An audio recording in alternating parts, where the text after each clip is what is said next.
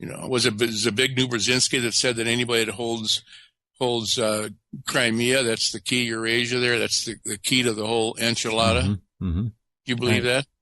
Porky keeps saying they're going to take Crimea back. Never happened. Never. No. And the guy, Porky's, everybody hates him, even his own people. The only ones that like him are the Lykutis in Israel. Everybody else hates him. Agreed. Yeah, and Ratsenyuk is the other one. That guy is what a rotten Zionist puppeteer that guy is. Joker. Now, do you think NATO is stupid enough to go up against Putin, thinking the United States will come in behind them? Well, it depends on who's telling them what to do. I mean, if they are getting their orders from who I think they are, they'll do what they're told. That's what soldiers do. And then you got the whole false flag dynamic involved here. And anything can happen at any time, and the Zionist media will blame it on whomever they're told to blame it on. And then you got a war. They light off a nuke in Charleston, North Carolina, and blame the Iranians. What's the American public going to do? Right away, it'll be 75 to 85%. Bomb Iran. Bomb those bastards. That's right. That's right. The media is very powerful. It's too easy. It's true. I thought we'd take this up to the next level, and that is the secret civil war going on in Iraq and Syria. You know about that, right? Go ahead, yeah. Okay, you know that, people say, well, the United States has had only one civil war. They talk about the War of 1812, stuff. How the British had a lot of Tory spies. After the Revolutionary War, they were still at work, and the number of times they tried to come back in and take over.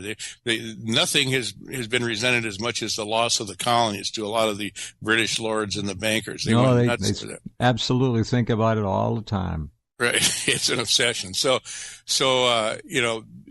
But actually, we have another civil war going on right now for real. It's a secret civil war. It's fought between two factions. It's the honest part of the American military, which is a little over half, fighting the crooked part of the military and the CIA private armies. The CIA started ISIS, ISIL, Daesh, whatever you want to call it. Daesh. All right, there you go.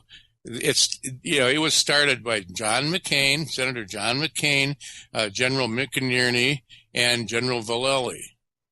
And many I think people, you're saying Vallely? Vallely, yes. Okay. The Fox News guy. Okay. Yeah. Those guys, and here's what happened is General Petraeus, who they said they kicked him out or he was forced out. No, he's not gone. Okay, well, they said he was because supposedly it was a little affair with a girl. That had nothing to do with it. The reason he was pushed out of command structure was he left behind weapons caches in Iraq. It's been reported in intelligence reports that he left behind massive caches of weapons there for ISIS. And other people have accused him of having Pat Tillman murdered, too. So, those are very heavy accusations, but those are based on secret intel communications. So the bottom line is this whole ISIS thing emerged very conveniently. Mercenaries from Israel, from Saudi Arabia, from Turkey, and from the United States. A lot of these mercenary groups and regular CIA. So what you actually have now, the United States is bombing. They're bombing some of their own people that are fighting, and we've been supplying supposedly Syria, but they always, so far, how do they misdrop those loads of munitions? Okay, they're making sure. When I found this out, I couldn't believe it, but it's really true. Jeff, they are supplying both sides, pretending, when they're supplying ISIS, we're your best buddies, we love you, we're going to help you. When they're supplying, the Syrians, we're your best buddies, we love you. They want to keep the war going. All they care about is keeping the conflict going and selling war products. That's it. It's mind-boggling. It's an old, hideous game of death, a game by death and a game for death, and that's called the military-industrial complex. And even old mass murderer, genocidal maniac Eisenhower, in his dotage, was strong enough to say it. You got to watch out for the military-industrial. Well, he saw where it was going. The only good thing the guy ever did was make that statement. Well, that's right. He was a horrible general. Oh. He butted heads with Patton. Could have ended the war a year and a half, 2 years earlier. He wouldn't listen to him. And then Truman, of course, had Patton assassinated because he probably would have been elected president if he'd come back. And he didn't want to. He didn't want to run, but he wanted to come back and speak, and it would have been about the same thing. There was pressure being applied to him. People wanted him. Yeah. He was everybody's hero. Oh, yeah. He knew. He kept at least three full Waffen-SS divisions, fully armored and ready to go. He wanted to roll the Russians all the way to Moscow and beyond and end them, finish the Soviets. It wasn't the Russian people. Yeah. He said their supply lines, I could cut them to shreds. He said their supply lines are cattle, pigs, and sheep. That's it.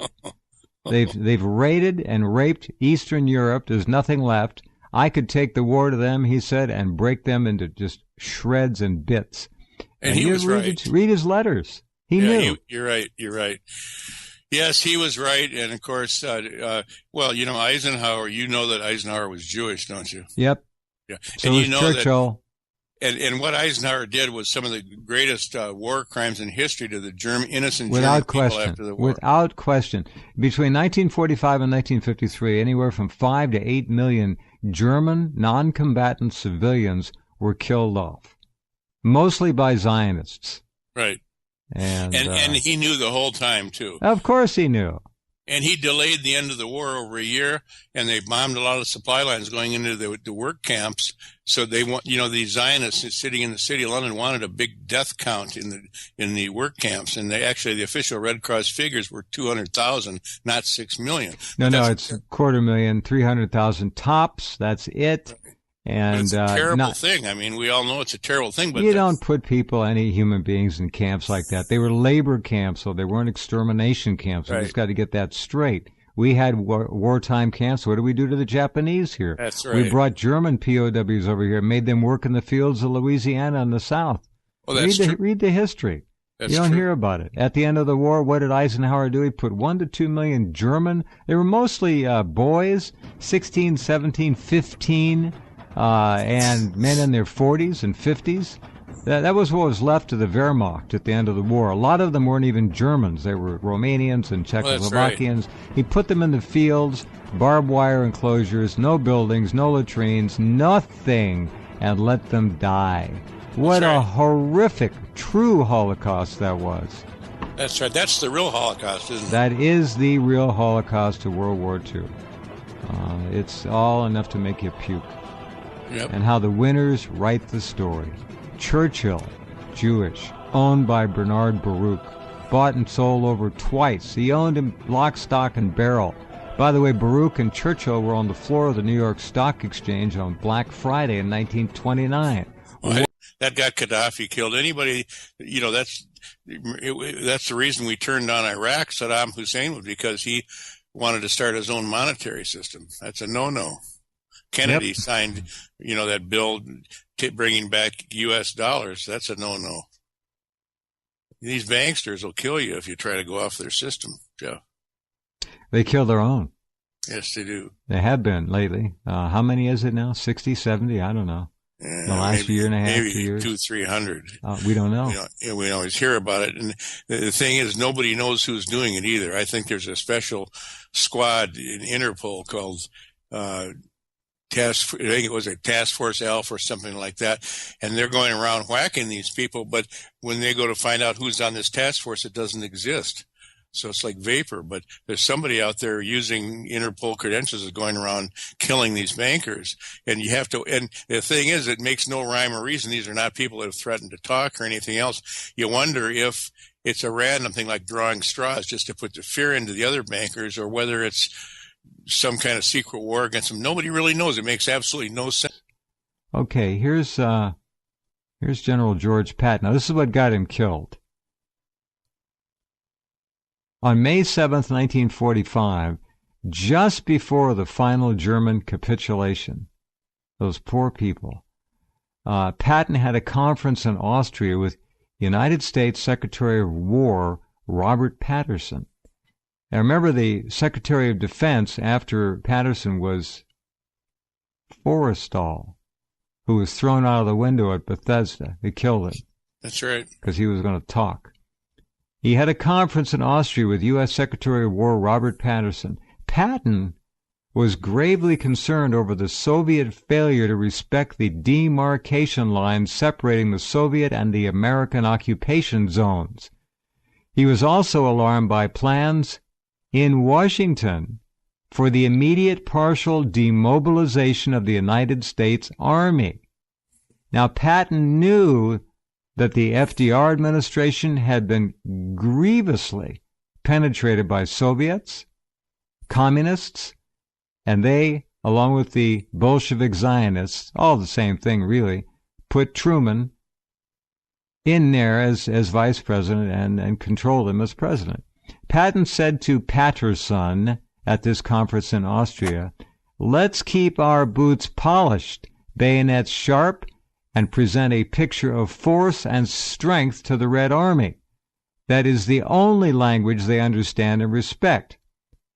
Patterson replied, this is Secretary of Defense, who wanted to demobilize at least half the Army, "Oh, George, you've been so close to this thing for so long, you lost sight of the big picture."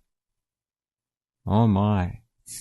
Patterson responded, "I understand the situation. Their Soviet supply system is inadequate to maintain them in a serious action such as I would put to them.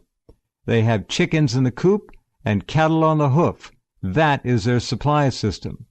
They could probably maintain themselves in the type of fighting I could give them for 5 days at the most.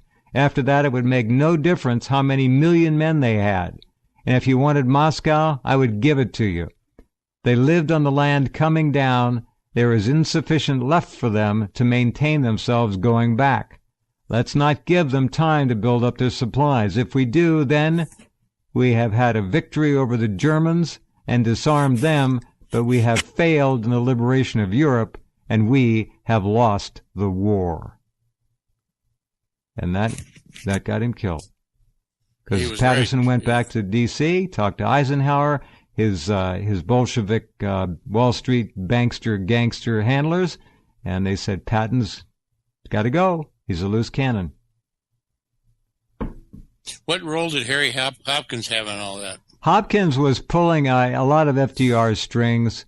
We don't know about who ordered the hit on General Patton. Hopkins certainly knew about it. He was probably the most obvious, visible communist in the government, as far as I can tell.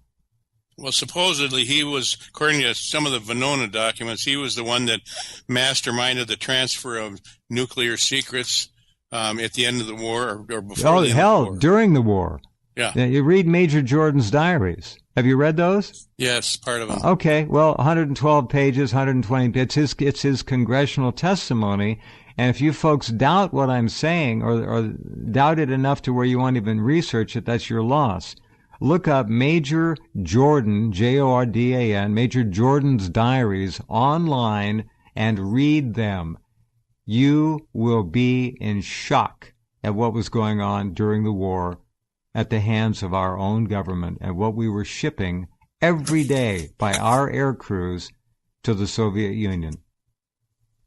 Well, you also heard the rumors, didn't you, that Eisenhower left a minimum of 9,000 American soldiers in prison camps, that were, I don't know where they were exactly, but they were Nazi prison camps that were run by Russians, and they were taken. Oh, they were taken back to Russia. Right. And was it 9,000 or was it more than that? Oh, no, it was more. At least that. It could have been 50. Nobody knows. Thousands and thousands, and most of them were used either at the work camps, the gulags, or many of them were used for deadly medical experiments for which none survived. Biological experiments on our young men, absolutely. And we knew about it. Ike knew. That's treason, and we did the same thing in Vietnam too. Yeah, it's treason. We did the same thing in the Korean War. It's nothing worse than leaving soldiers behind like that. And of course, we know in Vietnam at the end of the war, Kissinger and Nixon, I guess Kissinger conned Nixon into approving assassinations of the POWs that they sent in snipers and told them that they were deserters and traitors and that they had to be neutralized. And of course, when that didn't work, then according to testimony from Admiral Thomas Moore, they sent aircraft in with sprayers on them and sprayed VX nerve gas to try to kill them. That didn't succeed completely either. And then, of course, when there were various attempts to go in there and get them, McCain's father, the admiral, interfered with that, and then John McCain, as a senator, has interfered with that too. So nobody basically gave a damn about them, and they knew where they all were, Jeff. The NSA had satellite pictures and everything. They knew where most of them were, and then they just abandoned them.